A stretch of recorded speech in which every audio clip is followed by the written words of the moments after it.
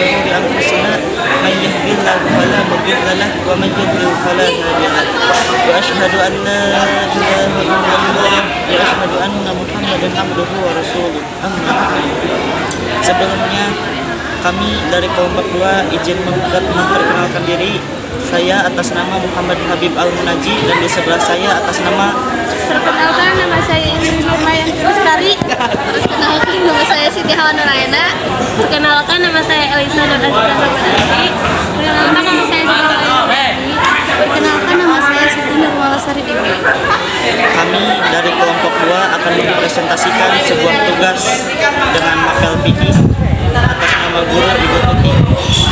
Kami akan mempersembahkan sebuah materi tentang perkembangan sejarah fikih.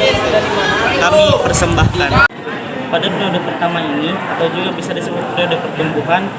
Periode ini berlangsung selama fase kenabian atau juga bisa disebut pada fase kerasulan yang namanya kurang lebih dari 23 tahun sampai sejak turunnya wahyu kepada Nabi Muhammad SAW dari Allah melalui perantara malaikat Jibril sang pembawa berita sampai wafatnya beliau yaitu pada 11 Hijriah. Pada era ini merupakan masa pertumbuhan dan pembentukan fikih Islam dan suatu masa syariatnya Islam dalam pengertian yang sesungguhnya. Turunnya syariat yaitu dalam arti proses munculnya hukum-hukum syariat yang hanya terjadi pada masa kemudian ini.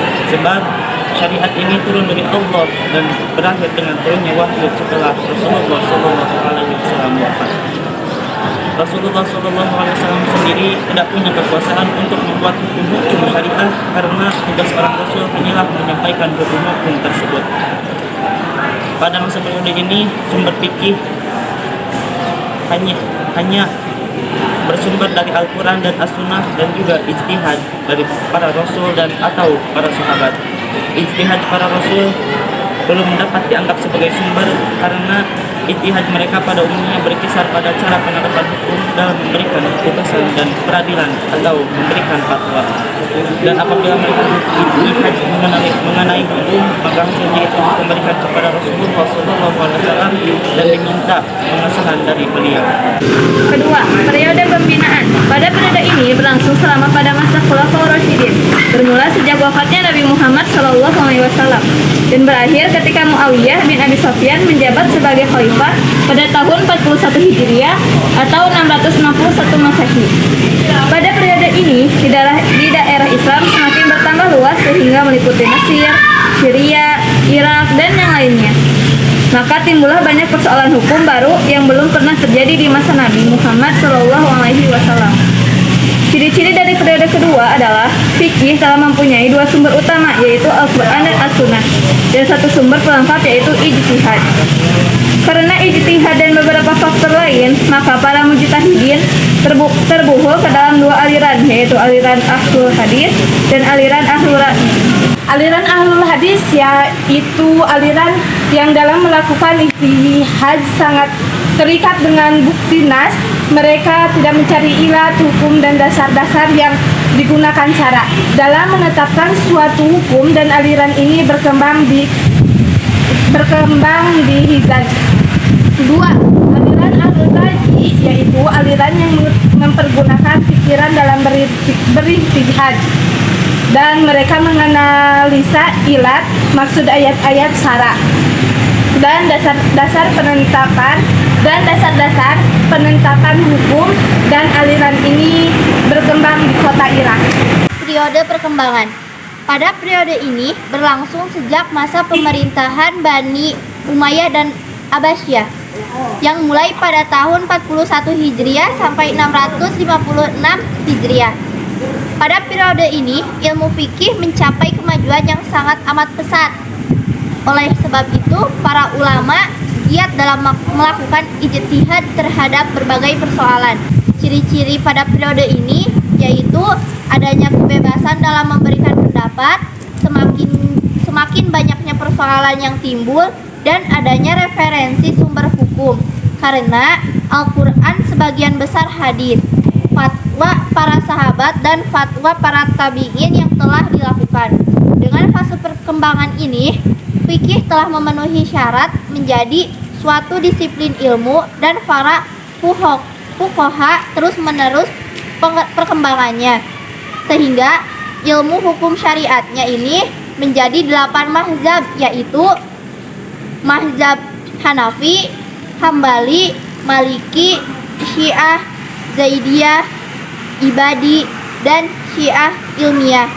Sedang yang lainnya seperti Auza'i, Sauri, dan lainnya sudah tidak berpengikut lagi. Periode keempat yaitu tentang pendalaman dan kemunduran. Periode ini dikenal juga di kalangan para penulis dengan periode taklid, jumud, penutupan pintu jihad, abad ke-9 dan lain sebagainya. Periode ini berlangsung sejak rubuhnya Daulat Abbasiyah dan leburnya Khalifah Utsmaniyah. Daulah Abbasiyah rubuh pada tahun 656 Hijriah, yaitu dengan jatuhnya kota Baghdad ke tangan tentara Mongolia di bawah pimpinan Hulagu. Ciri-ciri dunia Islam sudah dalam keadaan terpecah belah dan saling merebutkan kekuasaan sehingga bidang politik dapat dianggap kemunduran. Periode kembalinya kebangkitan Islam. Pada periode ini, para umat Islam telah menyadari kemunduran dan kelemahan mereka yang telah berlangsung semakin lama itu. Para ahli sejarah mencatat bahwa standarnya muncul ketika seorang Napoleon Bonaparte menduduki Mesir pada tahun 1789. Kejatuhan Mesir pada saat itu menginsafkan umat Islam terhadap lemahnya mereka. Sedangkan di dunia Barat telah timbul peradaban baru yang lebih tinggi yang merupakan ancaman bagi dunia Islam ini. Para tokoh-tokoh Islam sudah berpikir bagaimana cara meningkatkan mutu dan kekuatan para umat Islam kembali, termasuk pembaruan dalam bidang fikih. Ciri-cirinya, fenomena-fenomena muncul pada akhir abad ke-13 Hijriah merupakan wujud kesadaran dari kembalinya kebangkitan fikih Islam.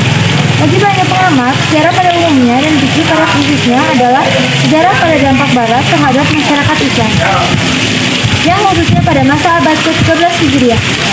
Mereka memandang wawasan Islam sebagai suatu masa seni mati yang menerima pukulan-pukulan yang deskriptif terhadap pengaruh yang formatif dari Barat. Dalam fase meluasnya pengaruh Barat dalam hidup Islam. Akibatnya, kekalahan dalam lapangan politik yang diikuti dengan bentuk benturan, keagamaan, dan intelektual. Lalu berbagai saluran yang beraneka ragam tingkat kelangsungan dan intensitas negara. Sekian dari kami atas nama kelompok 2. Mohon maaf bila ada kata atau ucapan bahkan tingkah laku yang kurang baik. Mohon maaf sebesar-besarnya. Hanya itu yang bisa kami sampaikan. Wabillahi taufiq wal hidayah. Wassalamualaikum